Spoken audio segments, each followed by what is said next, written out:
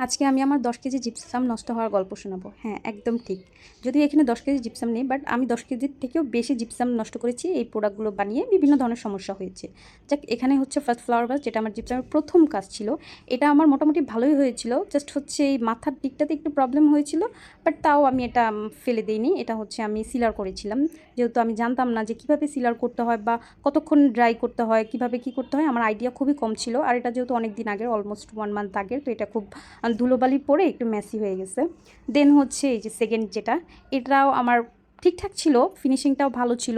ডিমোল যখন করতে গেলাম তখন আমার হচ্ছে এই যে অবস্থা হলো, দিক দিয়ে একটা ফুটা হয়ে গেল। আর এই যে মাথার দিকটার সেম সমস্যা, সেকেন্ডটার একদম পুরোটাই ভেঙে গেছে। এর জন্য এটা আমি কিছু করিনি। আর এরপরে হচ্ছে থার্ডটা, যেটাও আমার সেম সমস্যা। পুরো ফ্লাওয়ার ভাসটা ঠিকঠাক ছিল, বাট যখনই আমি ডিমোল্ড করতে যাই তখনই কেন আমার এই সমস্যাটা হয় আমি জানি না, এই মাথার দিকটা ভেঙে যায়। আপনারা আসলে যারা এটা নিয়ে কাজ করেন তারা যদি আমাকে একটু বলেন যে কেন এই সমস্যাটা হচ্ছে, তাহলে খুবই উপকৃত হব আমি। বাট এটার ফিনিশিংটা খুব ঠিকঠাক ছিল। এগুলো আমি ফেলে দেইনি, রেখে দিছি আমি এগুলো শেয়ার করার জন্য আমার ফেসবুক পেজে। এরপর আসি এটাও আমার ঠিকঠাক ছিল, ওই সেম প্রবলেম, মাথার দিক দিয়ে একটু ভেঙে গেছে। এরপরে আমি কি করলাম, একটু জিপসাম দিয়ে একটু ফিক্স করা ট্রাই করে স্যান্ড পেপার দিয়ে একটু স্মুথনেসটা করতে গিয়েছি। বাট ওই সময় এটার অবস্থা এত বাজে হয়েছে, সেটা দেখতেই পাচ্ছেন। আগেরগুলো থেকেও খুব বাজে অবস্থা এটার। অ্যান্ড দিস ওয়ান, এটা হচ্ছে লাস্ট ওয়ান। এটা একদম পারফেক্ট ছিল। যখন ডিমোল্ড করতে গেলাম তখন আমি ভাবলাম যে না, এটা একদম পারফেক্ট হবে।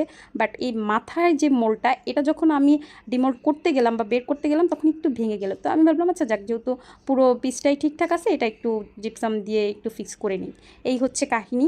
এখন সামনের দিকে দেখি আমি কতটুকু কি আগাতে পারি, কতটুকু কি শিখতে পারি। যদি এই অনেকগুলো জিপসাম পিস নষ্ট হয়েছে, জিপসাম নষ্ট হয়েছে, বাট ইনশাল্লাহ